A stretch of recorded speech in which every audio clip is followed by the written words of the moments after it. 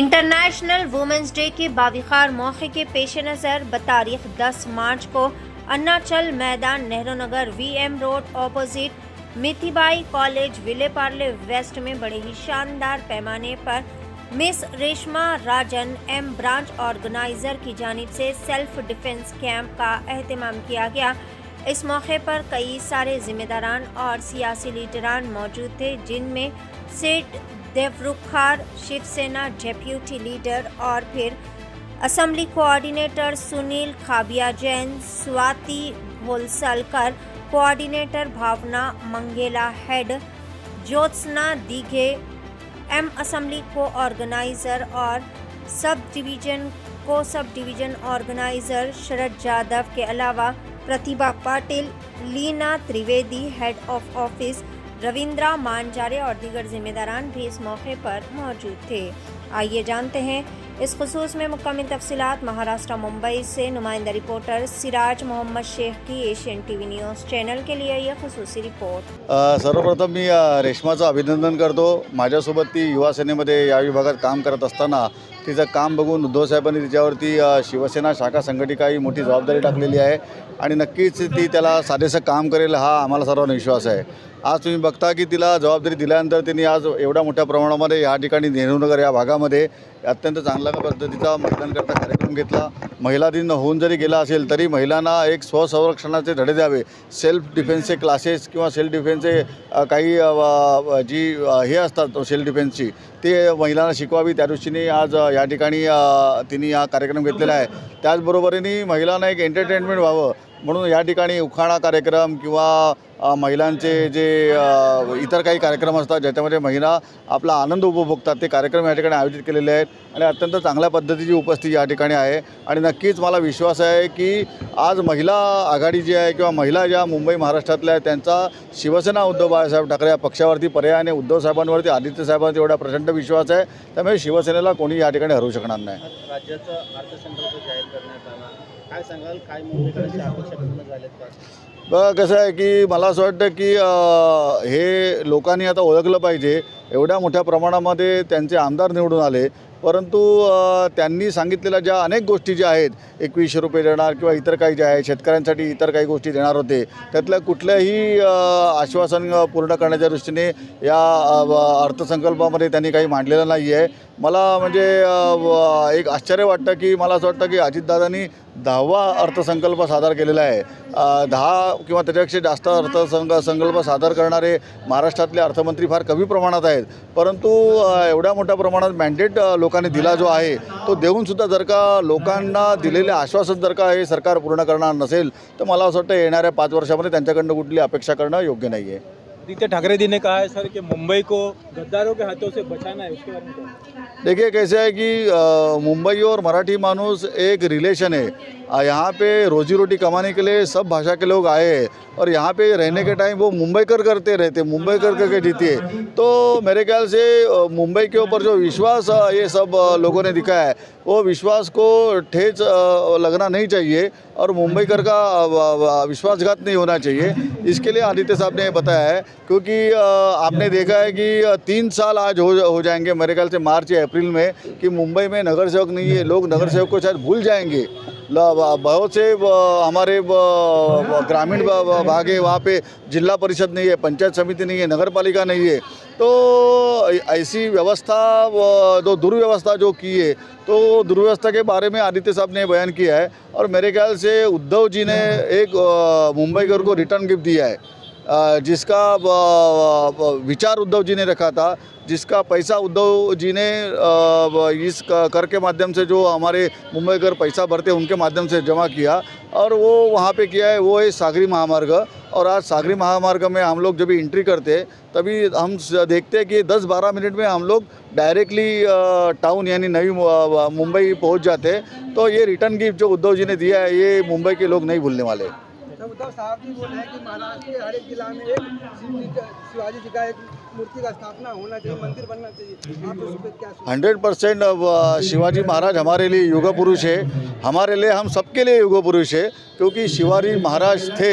इसके लिए यहाँ पे हिंदू धर्म की एक जतन होगी, हिंदू धर्म की रक्षा होगी। और ये सब लोग जानते हैं कोई मराठी हो, कोई अमराठी हो, कोई मुस्लिम हो, कोई हिंदू हो, कोई सिख बाकी के लोग हो, सबको मालूम है शिवाजी महाराज थे।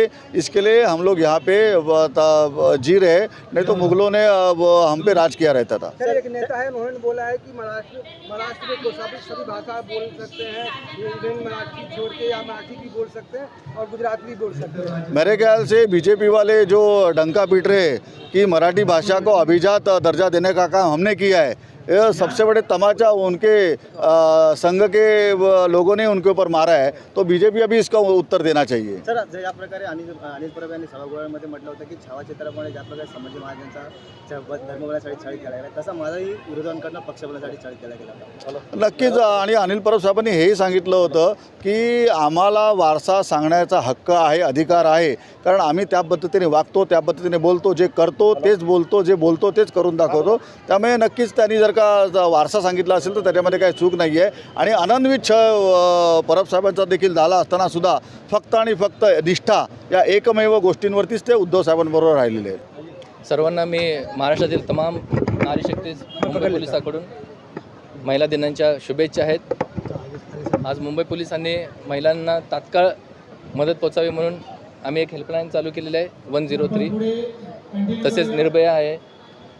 या माध्यमातून आमचे जेवढ्या पण महिला आहेत त्यांना आम्ही मदत तात्काळ पोचवण्याचं या ठिकाणी मुंबई पोलीस काम करत आहेत। निर्भयाचे ज्या पद्धतीचे हेल्पलाईन नंबर सुरू झाला त्याच्यानंतर जो बदल आहे कशा पद्धतीने दिसून येतोय, महिलांनी पुढाकार घेतलेला आहे का, तक्रारी करतायत का? जेवढ्या पण महिला तक्रारी करत आहेत, आमची निर्भयाची जो गाडी आहे 24 तास पोलीस ठाण्यात फिरत असते। कधी कुठल्याही महिलेला कधीही कुठली मदत लागली तर तात्काळ 7 मिनिटाच्यात आपण त्यांना मदत पोचवली जाते। व तमाम महाराष्ट्रातील सर्व महिलांना मुंबई पोलिसांकडून महिला दिनानिमित्त शुभेच्छा देतो। अपने वरिष्ठ लोगों को दिखाना है, जो उन्होंने मुझ पर ट्रस्ट करके जो मुझे रिस्पॉन्सिबिलिटी दी है वो पूरा करने का मैं पूरी ताकत लगाऊंगी। अंधेरी विधानसभा में फिर शिवसेना का भगवा फड़केगा, उसकी पूरी ताकत मेरी रहेगी।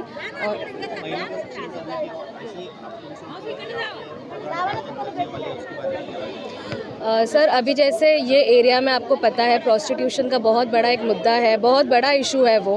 मेरा सेकंड जो स्टेप रहेगा वो उसके अगेंस्ट ही रहने वाला है, क्योंकि बहुत सारी औरतों को तकलीफ़ होती है इन चीज़ों के वजह से। कितनी लड़कियां इस ट्रैप में फंसी हुई रहती है, ह्यूमन ट्रैफिकिंग रहा।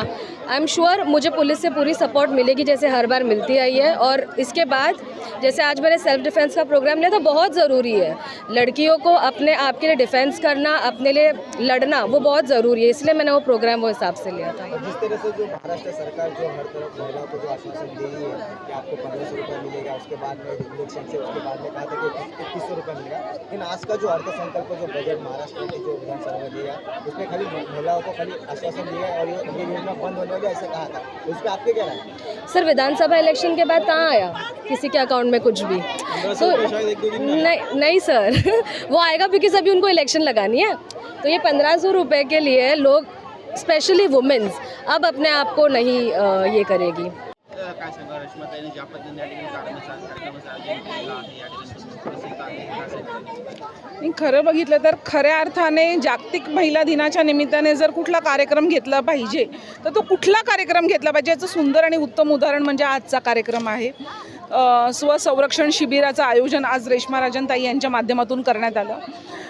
आपल्यासाठी काही नवीन नाही आहे। गेले 2 दिवसांपूर्वी स्वारगेटजवळ पुणे येथे स्वारगेटजवळ जी घटना घडली आणि त्या युवतीवरती जो काही अत्याचार करण्यात आला त्याच्या माध्यमातून आज जर आपण बघत असाल तर या आज सतत 2 दिवसांनी आपल्याला काही ना काही बातम्या आपल्या कानावर येतात की आज इकडे या महिलेवरती अत्याचार करण्यात आला आहे, काल त्या बालिकेवरती अत्याचार करण्यात आले आहेत। 60 वर्षाच्या महिलेपासून ते अगदी 5-6 वर्षाच्या युवतींवर देखील, छोट्या बालकांवर देखील अत्याचार होतोय। आणि मग या अत्याचाराला सामोरं जात असताना किंवा मग अशा वेळेला महिलांनी स्वतःचं स्वरक्षण कसं करायचं याची खरंच आज महिलांना शिबिराच्या माध्यमातून किंवा अशा कार्यक्रमांच्या माध्यमातून शिकवण्याची गरज आहे।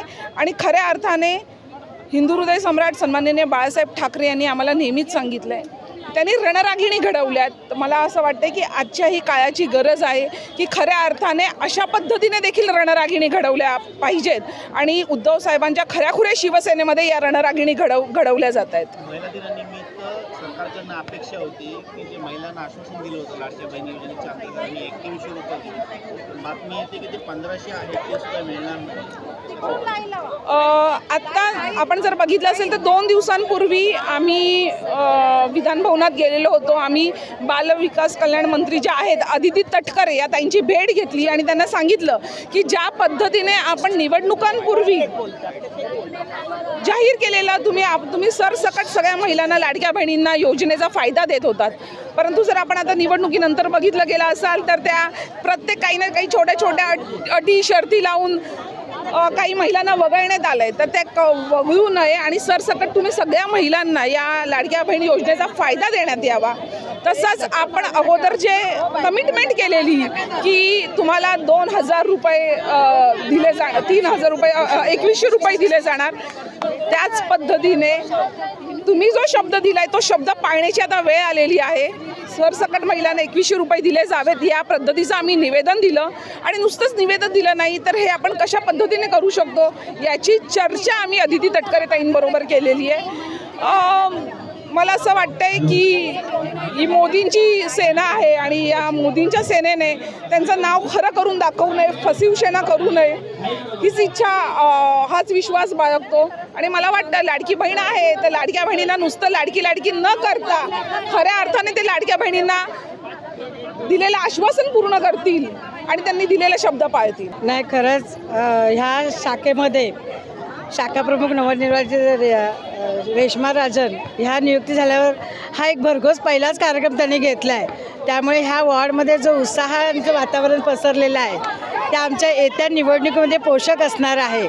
आणि तुम्ही जो प्रश्न विचारलात तर तुम्ही सांगा, आजकाल जे राजकारणी जे गादीवर बसलेले सरकार, त्या सरकारांकडूनच अन्याय आणि अत्याचार होतो आहे, त्यांचेच मंत्री अन्याय अत्याचार करतात आहे, तर ते बाकी महिलांचं संरक्षण काय करणार आहेत?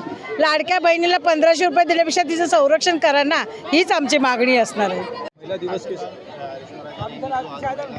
दिनानिमित्त विशेष जो कार्यक्रम ठेवलेला आहे, मोठ्या संख्येने या ठिकाणी महिला उपस्थित आहेत. जागतिक महिला दिनाचं औचित्य साधून शिवसेना शाखा क्रमांक 69च्या महिला शाखा संघटिका रेश्मा राजन यांनी आज या नेहरूनगर ह्या विभागामध्ये महिलांना सेल्फ डिफेन्स त्यांना कसं तयार करायचं महिलांना, तर त्यांच्यावरती एखादी वेळ आली त्या वेळेला सामोरं जाण्यासाठी जे प्रशिक्षण पाहिजे त्या प्रशिक्षणाचं या ठिकाणी त्यांनी कार्यक्रम घेतला.